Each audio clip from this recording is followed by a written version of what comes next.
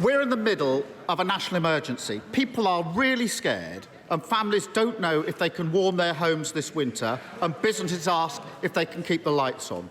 That is why the Labour Party spent the summer fighting for a price freeze, so that no household would pay a penny more on their bills. When we called for it, many people said we were wrong. They pretended that this crisis was something that just affected the poorest, as if working families on average wages could easily shoulder astronomical bills. They dismissed our call for support as handouts. But those objections could never last. The Prime Minister had no choice. No government can stand by while millions of families fall into poverty, whilst businesses shut their doors and the economy falls to ruin. So I am pleased there is action today, and that the principle of a price limit has been accepted. But under our plan, not a penny more on bills. Under this plan, a price rise. But this support... I'll just make some progress and then I will. But this support does not come cheap. And the real question before the House today, the real question the government faces, the political question, is who is going to pay? The Treasury estimates that energy producers could make £170 billion in unexpected windfall profits over the next 2 years. I repeat that, £170 billion in unexpected windfall profits over the next 2 years. I will give way in just a moment. The head of BP has called this crisis a cash machine for his company.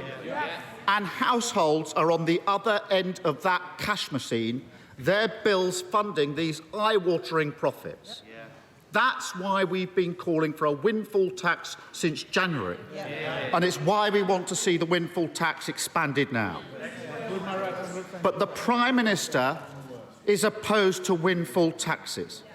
She wants to leave these vast profits on the table with one clear and obvious consequence: the bill will be picked up by working people.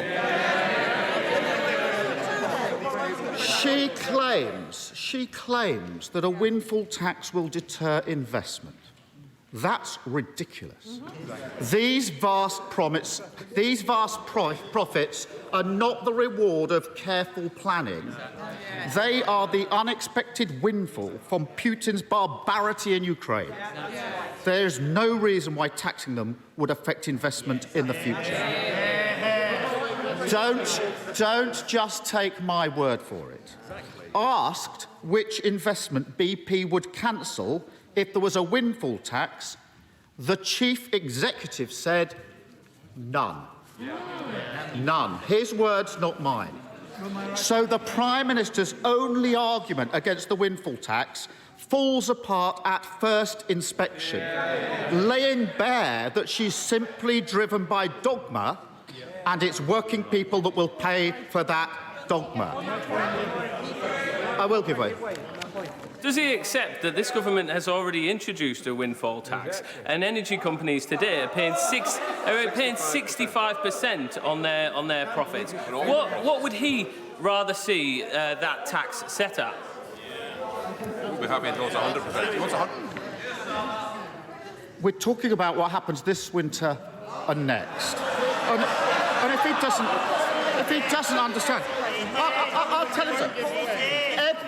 Every pound the Prime Minister's government refuses to raise in windfall taxes, which is leaving billions on the table, is an extra pound of borrowing. That's the simple, straightforward argument. Every pound she leaves on the table is an extra pound of borrowing, loading the burden of the cost of living crisis onto working people who will have to pay back for years to come. Will my right honourable friend? I will. I'm grateful to my right honourable friend. The Prime Minister has been careful to frame her guarantee in terms of her refusal to tax. But is she not going to have a problem explaining to the British people how a levy on their bills in the future to repay the borrowing is not actually a tax? Yes. I'm grateful for that intervention. This is the basic political divide.